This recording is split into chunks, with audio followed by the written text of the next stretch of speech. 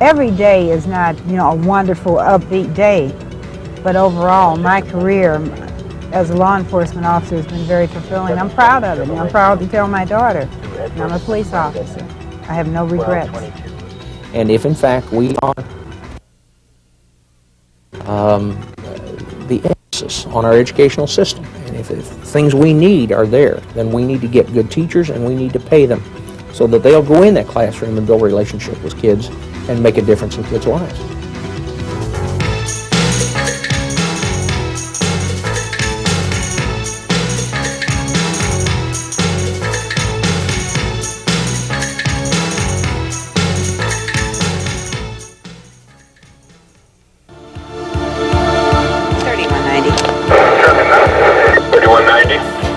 Do you have any traffic? You're on the midnight detail with the St. Louis County, Missouri Police Department. In this particular cruiser is Cynthia Golden, a veteran police officer. Up until now, the night has been cool with a light breeze and very uneventful. Up until now. Call came from Hardee's restaurant stating that the mobile station next door is being robbed. There is a call for an armed robbery at a fast food restaurant. At first, the radio traffic is uncertain footing. Either there has been an armed robbery. Okay, they do. It is a robbery. There's one in progress. The robbery you're stating. 10-4 till we find out what it is. Okay, he's saying make it hold the station until we know what it is. Or not. See, it could be nothing. You can't get excited because now this is a citizen saying that it's been robbed. But as Cynthia Golden wheels up to the scene, it becomes clearer quickly. Oh, they might have something. Yep. Yep. She makes fast tracks for the obvious center of action, a filling station next to a fast food restaurant. So both of them were in the car, and I'll testify anytime, you know. Then, Cynthia Golden, or perhaps we should be totally accurate, Lieutenant Cynthia Golden, takes charge. He's been thoroughly searched. Okay, who's going to transport him? To the precinct, okay. 3190. You see, she has recently received a promotion, and with it has made a little history. Lieutenant Golden is the first black woman ever to achieve such a high rank with her department. I want to say on one hand that it wasn't difficult, but it wasn't easy either, because this department has a lot of qualified people, and it's competitive, and you have to work very hard, and I'm willing to put out that amount of work, but it makes you very much aware that you have to work really hard, and you have to do something to make yourself recognized. I acquired the education that I felt was necessary, and then I had to come to the forelight. At a crime scene such as this, her entire focus is on remaining calm, the only way she feels she can set an example for the men and women who serve under her. My men would have no respect for me if I came on scenes like this and I was all out of control, or any supervisor. It has nothing to do with my being a woman. You must. You know how if you get excited, how you don't think as well? You study concentration to make sure you are calm. They can pull together most of the ends themselves, you know, but I have to make sure that the support units are called, things like that, in case they don't think to do it. She tries to set that example the moment her shift starts. I prepare myself to stand before my platoon because I'm going to set the pace, how they go out on the street, how they greet the public. And I try very hard to be jovial. They know that I'm the lieutenant. They know that I'm in charge. I don't have to demean them. I don't have to talk down to them. And I try to send them out on the street with a good attitude. All of us should be aware of the neighborhood problems that stem from 6726 Leslie Marie. Are you all aware that Larry Moses is wanted for burglary? Tammy Hayes, black, female, DOB of 2459. We need to pay particular attention to this address. He has an extensive record. He's on parole for assault first, shooting at a Riverdale police officer in 1985. Have any of you seen this operator's license of this photograph? Any questions? Any comments? Any information to pass on? Okay, if none, let's fall in for inspection. If I see that there's one of them that maybe's having a little bad day, I pull him aside and I say, hey, you better perk up or cheer up, or can I help you with something? If this job demands that, you know. You'd hate to think that you came to work really in a good mood and the lieutenant came to roll call and it was like, whoa, you know, what is wrong with him or her? I have an obligation to be always at my best disposition. And during her shift, Lieutenant Golden displays the utmost professionalism, not only with other officers, but also with the alleged criminals they arrest. You ran a good distance. 10-4, you can cancel the signal, however, the subject and vehicle are still wanted for this attempt robbery. 10-4. Sir, are you going to show us where Judge Gerhardt's house is? Where you, this other That's his person? son, ma'am. Station will be 10-8. Okay. My buddy just dropped me off, and I was going to call my sister, and he was going to go by his son's house. Okay. For the robbery, Okay. 36. Let's So go. just stay relaxed. Nothing bad's going to happen to you. We have to get both sides of the story, as the sergeant's probably told you. Her profession, her determination, spirit, and gutsiness all began to take shape at age 5 when her mother died. Her father, unable to rear his 3 children and earn a living, turned over the little girl's upbringing to an aunt. And in her household, education was just part of the natural flow. Growing up, I was raised by an aunt. She was an educated woman, and I just assumed that's what you did in life. You went to college and you got an education, and education was a good thing, a necessary thing. Any officer can patrol. Any officer can respond to calls. You know, that's not going to get you recognized. I try to do an excellent job when I receive special assignments. I just don't want to be stagnant. I read all the time. I just want to be knowledgeable. I want to be well-read. I just want to know things. Law enforcement was not necessarily on Mrs. Golden's mind when she entered college. Law was. I wanted to be an attorney, and I thought, well, I'll pursue a career as a police officer and try to get enough money to pay off my undergraduate debt, and then I'll go to law school. Taking advantage of government monies available for police officers who wanted to further their education, she earned a master's degree, but never did go on to law school. I did get a master's degree, but I'll probably always regret to some extent not becoming an attorney. But I love law enforcement. I love being a police officer, so I've always been happy doing it. The constant element of danger in the profession causes her greatest concern for the public she serves and the officers who serve in her platoon. Male subject has just shot and killed 2 police officers after taking away one of the officers' weapons. Just living every day can be dangerous. It can be dangerous for me to go shopping. It's no more dangerous than the general population. I'm safer because I know what some of the problems are in society, so I feel I try and live with a little more precaution. And being a police officer means the shift can be routine. It can even be monotonous. Store water, prepare for aftershocks, prepare for 3 days of no services. You got 90 minutes of light left. You better make use of your time. But when anything goes wrong, is out of place, or needs a helping hand, there is always a police officer eventually on the scene.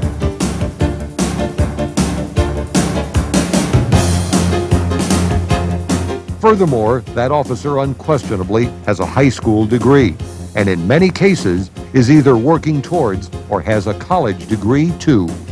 Because you have that lethal power of life and death, so you need to be exposed to people in a classroom situation, to education, to what's going on in the world, to changes, what's happening, so you understand the psychology of people and how society is changing, so you don't get burdened down with the negative aspects of this job. So if that means you're continually in a classroom learning and educating yourself, then that's what I meant by that. You must always, never get stagnant. Continue to learn, continue to get educated. Remember, too, that law enforcement is a lot more in the 1990s than old shoot-'em-up movies. Police officers fill vital support roles, each of which requires specialized training. Any area. You know, you can bring all of those specialties with you, like my department has probably 22 specialized units. We have chemists, so, you know, we have helicopter pilots. Just any degree will apply to law enforcement because education makes you well-rounded. It enables you to deal with people, and that's what we're looking for. Even school teachers, if you have a degree in education, you know, we have instructors at the police academy. Would you make a good police officer? Well, are you even-tempered? Do you have a clear head, a good eye for details? Do you like working with the public? Are you cool in a crisis situation? Are you in good shape? If you wear eyeglasses, can your vision be corrected to 20/20? And are you compassionate? I worked long hours like a lot of other people, and I worked at home. I worked hard on things because I was trying to get a reputation that when you gave me an assignment, I not only completed it on time, but I did it well. A police officer works a 40-hour week, and the job doesn't end with a shift. You're on call 24 hours a day. As an officer, when you see a problem in uniform or not, you're expected to respond. You can make good money, especially in the big cities, but probably not great money anywhere. So some people would probably say that I make, a lot of money, but to me a lot of money is 6 digits, and I don't make 6 digits. But I really don't. I need the money to pay my bills and to meet my financial obligations, but to me it's not just totally about money. Again, I'm doing something I enjoy. Many jurisdictions will give you incentive pay for education and training achievements, but the job can be very stressful. For many officers, you don't just leave it all behind at quitting time. Still, benefits such as pensions and insurance plans are good. Some officers can retire at half pay after 20 to 25 years of service. But it's all up to you. First, without a high school education, there's no chance. The city of Chicago, for instance, recently accepted just over 1,000 of 8,000 who applied for their police academy. So that high school degree is mandatory. An associate degree or bachelor's degree in criminal justice or law enforcement is becoming a door opener too. Plus courses in public relations, psychology, sociology, communications, chemistry, English, and even a foreign language such as Spanish or Chinese or Japanese. Police officers are special people with a very special trust and extraordinary responsibility. Cynthia Golden knows that for a fact. I have a husband, a mate, whether it would be a wife or a husband. So our combined incomes allow us to live modestly. But this is what I want to do. Can you imagine going to a job that I hate every day, or office, or a situation that gives me ulcers or whatever? See, I love this job. I like coming in here. I like being a supervisor. I love the county police department. I have a good life. Now, I may not make a lot of money, but I'm having a lot of fun.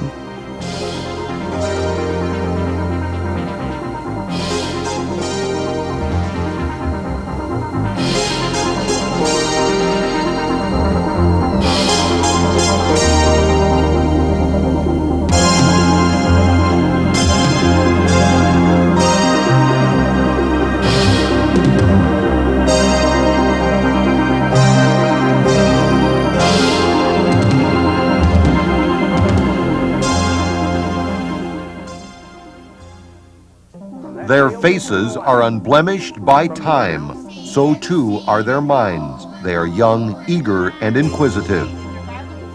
And whether just learning how to write their name or studying the nuts and bolts of business economics, what transpires here will impact these students for the rest of their lives. Most importantly, so too will the person these youngsters call teacher. Wednesday, happy days. Thursday, Friday, happy days. Saturday, what a day. The people came in, said, we want to buy this. We said, we'll sell it to you. It was on account. We credit sales and we debit accounts receivable. You were a seed and you had these little roots from kindergarten and preschool. And now, boys and girls, we can't believe it, can we? But we're growing and blooming into this beautiful garden. These are the only 2 entries that you put in the cash payments journal for which you do not write a check. I guess the influence I'm having on young people, the opportunity to work with people and to make a difference. And I don't think you can trade that and that happiness for any amount of money. If you have the gift of teaching, you have to use it, and it just makes you come alive. And when you're with children and you see them, you're giving them life. You're giving them their future. And there's not any money that can compare with it to see what happens with children in a classroom and learning. Jim and Sue Seifert have a lot more in common than a love for each other, one resulting in marriage. Because every day is a rainbow day here in Rainbow Corners, isn't it? And don't forget, on Monday is going to be Cowboy Day, so get on your gear and come on down to the Rainbow Roundup. They also have a love for working with children, something which led them to pursue careers in the classroom. How do we help you get better at what you do?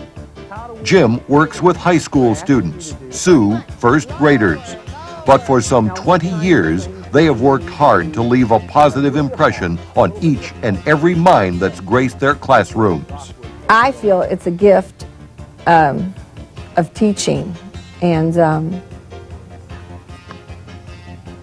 the person has it within them, and then you need to be placed in the right area. I don't know, there are some teachers that seem that they can teach a whole bunch of things, but you need to know your area content, you need to be updated in it.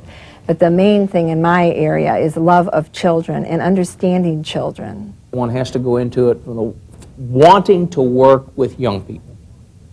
If you don't want to be around young people, then whatever the other reasons are secondary, and they shouldn't enter into it. We don't owe them $52.90 of this original $589 anymore. And that comes up to $3.36. They've given you the tax all the way through. The sales stays the same. You got this far, you did real well. What journal are we going to make an entry in? The cash payments, unless they're willing to take jelly beans or something from it, right? There's a lot of preparation which goes into these daily chalk talk sessions with students. Teachers spend a minimum of 9 to 20 hours a week in class. Office hours, faculty meetings, advising, and class preparation add 30 to 40 additional hours to their week. To excel in this field takes commitment and dedication. Jim Seifert has that. Years ago, he gave up a lucrative job in the corporate world and turned to teaching. He took a sizable pay cut, but gained career satisfaction that money can't buy. You can quote a number of different studies and interviews and so forth, but you go out on the street and ask 100 people if they like what they're doing. And that percentage of people who dislike most, if not all, of their waking hours spent on the job, who dislike that, it's going to be very high. 40 to 80% are going to say, no, I don't like it. I don't like what I do. I'm unhappy with this. I wish I didn't do that. And I can truthfully say that in 20 years of teaching, I've never said that. Now on that tree, there was a branch. Singing about trees and natures may seem elementary, but it's all part of the learning process for these youngsters. And Sue Seifert's class is also her stage, a theater of information and entertainment where she plays a starring role. Soon you're going to be like the little birds and you're going to fly right over the rainbow and rainbow corners to summer fun. Check? Because you have done your BEST and now you can REST rest. Rang out in space. One morning I came to this glorious place. This is so much a part of me. It seems like it's always being created within me and from what I'm seeing. So yes, sometimes from other teachers, from things I read, but a lot of times it's just from what I feel that they need to learn, and then the ability just comes from within me, the creative power to just be able to know what to do. If we're looking at features, what should we ultimately be judging? How do we make the teaching learning process better? Making that process better requires a lot of things. But if this teacher were to write them out for his students, they would include the following key words: desire to work with children, caring, honest, dedication, fairness. If I can build relationships with those people that make a difference in their lives, that maybe will change their outlook on one item, that you can later on say, answer the phone, and it's a former student who's calling back and saying, Doc, I just want you to know I got my doctorate, or I got my CPA, or I got my whatever. Yeah, I learned other things when I went to the university, but I want you to know I got my start and my love for it in your class. And I want you to know what I've done so far. I'm going to go to work for X company, and I want to thank you for that.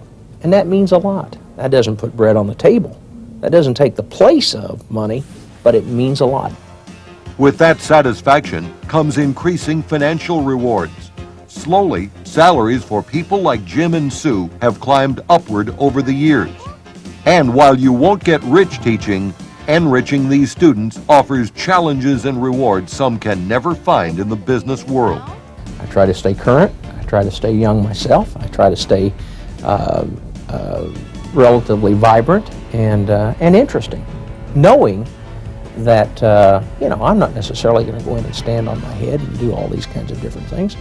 But yeah, I might, if I can get them interested in a different program, if I can interest them in a speaker, if I can interest them in any number of things, whatever it takes to get them involved.